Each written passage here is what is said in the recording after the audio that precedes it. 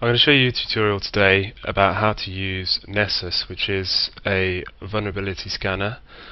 To buy the commercial version, obviously it costs quite a bit, but we're just using the personal version today, just as a proof of concept to show you what it's all about. So I've already installed it on my machine, so we start it as if it was a service, so just do service Nessus D, start, and that should start the service. What we then need to do is log into Nessus via a web terminal.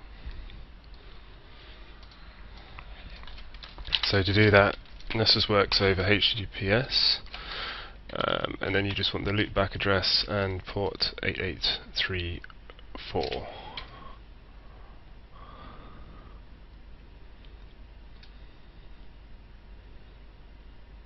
And then whilst that's connecting, I should probably let you know that the box we're going to be scanning today is a vulnerable box which is posing as a web server slash Linux server.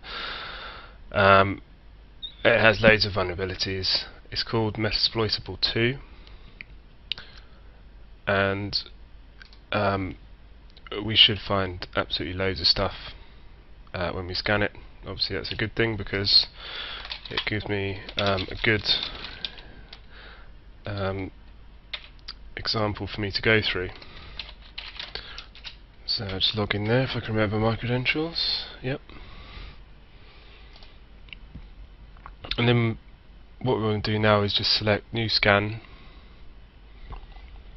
and then just call it whatever we want. So we'll call it the name of the machine that we're going to be scanning, which is Metasploitable 2.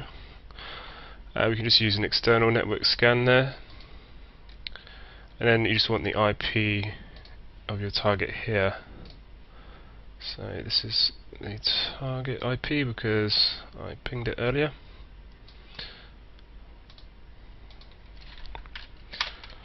There you go, and then all we have to do is just launch the scan. And now it will take an undefined amount of time to finish, so I'm going to pause the video here and then we will go through some of the things that it finds. So the scan is now finished and you can see there is loads of critical and high risk vulnerabilities. It doesn't really reflect how a normal server might look, but it is a good idea to show you some of the cool stuff that it finds. So here's just an example. I'll go through some of the criticals with you, and then I'll probably make some further videos showing you how to exploit some of these issues. But in this video I'm just going to skip over some of the things that it's found. So this one here, Apache Tomcat Manager Common Administrative Credentials. This basically means that you can log into Tomcat via that URL, and then it's got default credentials which is just Tomcat and Tomcat.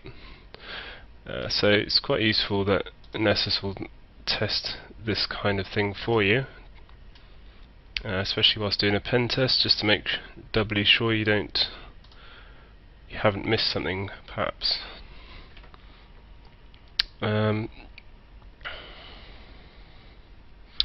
So this one here, OpenSSH SSL package random number generator weakness. Not sure about this one, could be a false positive. It's probably worth looking into though. This one here is a very easy one. Basically you can log in via port 22, which is SSH, just using the username root and the password. So not very secure, and you can just log in with root privileges, so obviously that's a critical risk. What else have we got? Might be an interesting one to check out. RSH unauthenticated access via the finger information. Let's see how much it's done here. So So you could log in via root using various queries on port 514. So again, we'll look into that one as well. This is Samba heap-based remote buffer overflow. This is quite well-known vulnerability. It can be found in Metasploit and pretty easily exploited. So that will give you a shell.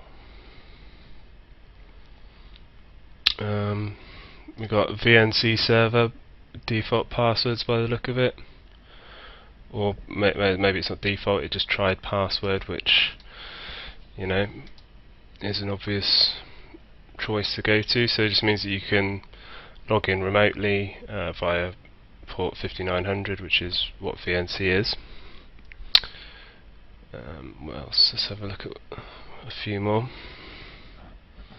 Let's just look at this. I remember this one actually. This one is an interesting one because it's a backdoor via VSFTPD, and I believe it affects VSTPD 2.3.4. And basically, what happened was they were hacked into, and a new version of their software was uploaded by the hacker with a backdoor, which basically meant that you could just log in with the username and providing it had a smiley face at the end, like there, then it would let you in. So, pretty funny one there. So, in my next video, I'm probably just going to cover how to exploit some of these vulnerabilities that Nessus has found. Thanks for watching.